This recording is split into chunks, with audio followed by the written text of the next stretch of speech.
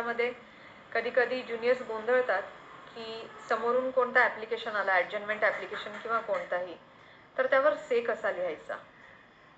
तर सगळ्यात आधी मला हे सांगायचं आहे की कोणीही ॲडजमेंट ॲप्लिकेशन जर दिलं तर आपण नॉर्मली, मी हे पाहते की नॉर्मली 2 ओळींचा किंवा एका ओळीचा से देतो की necessary orders may please be pass, किंवा हे फक्त ॲडजमेंटवर ॲडजमेंट मागतात ते, त्यामुळे यांचा ॲडजमेंट अर्ज, मुदतीचा अर्ज रिजेक्ट करण्यात यावा. असं न करता आपल्याला जर चांगली प्रॅक्टिस करायची असेल आणि क्लायंटला योग्य न्याय द्यायचा असेल तर फाईल काढावी. फाईल काढून बघावं की समोरच्याने किती वेळेस मुदत मागितलेल्या आहेत, त्याचे कारणं काय काय होती.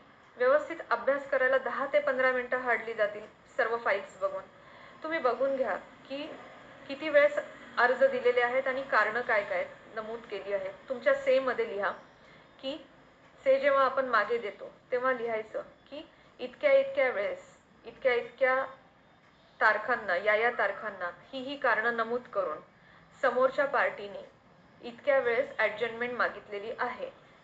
आता तुम्हाला हेही लिहायचं आहे की या सगळ्या मुदतींमुळे तुमचं नुकसान कसं होतंय, तुमच्या पार्टीचं नुकसान कसं काय होतंय ते तुम्ही लिहा. आणि म्हणणं किंवा से यालाच म्हणतो की तुम्ही जेव्हा ऑब्जेक्शन देता तेव्हा 2 ओळींचं ऑब्जेक्शन देऊन फायदा नसतो.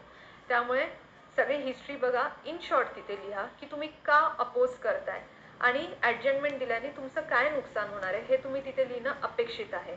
आणि मग शेवटी लिहा की म्हणून या कारणास्तव अर्जदार किंवा जाब देणार कोणाचाही जो काही अर्ज आहे तो नामंजूर व्हावा. ठीक आहे.